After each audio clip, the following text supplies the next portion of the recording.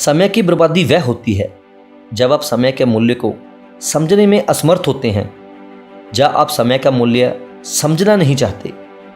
इस पर Lord Chesterfield ने कहा है, मेरी सलाह यह है कि तुम अपने मिनटों का ध्यान रखो, फिर घंटे अपनी परवाह खुद कर लेंगे।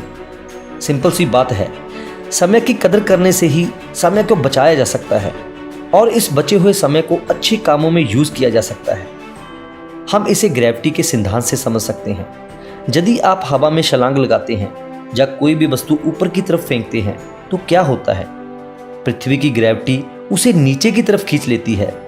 यही नियम समय पर भी लागू होता है। जैसे ही हम कोई इंपॉर्टेंट काम करते हैं, वैसे ही बंधाओं की ग्रेविटी पावर ऑन हो जाती है और आपको नीचे की तरफ धकेलती है। मीन्स आपको अपने टारगेट से भटका देती है। जैसे जब आप पढ़ने बैठते हैं, जब कोई इंपॉर्टेंट काम करने बैठते हैं, तो दूसरे लोग, आपके दोस्त, मोबाइल की घंटी, सोशल मीडिया की नोटिफिकेशंस आपको डिस्टर्ब करना शुरू कर देती हैं।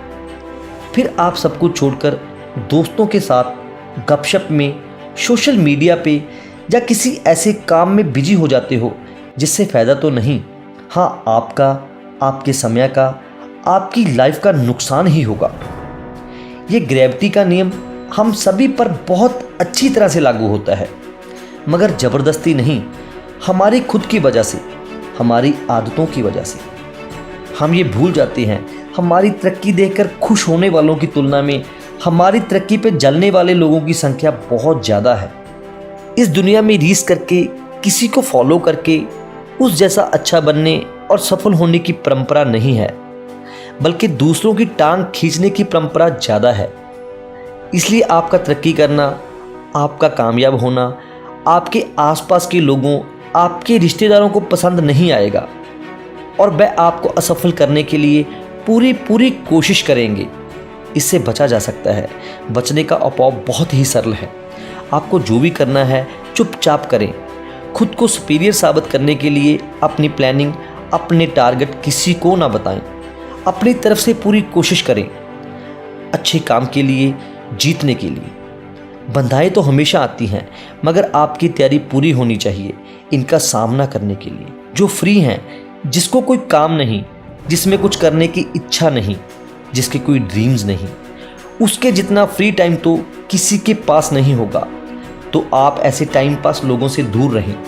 ये अपने टाइम की वैल्यू तो समझते नहीं, हाँ आपके टाइम को भी वेस्ट कर देंगे, आपकी प्लानिंग्स को बर्बाद कर देंगे। जो भी सफल लोग हुए हैं वह समय की बहुत कदर करते थे और अपने समय के बहुत पाबंद थे।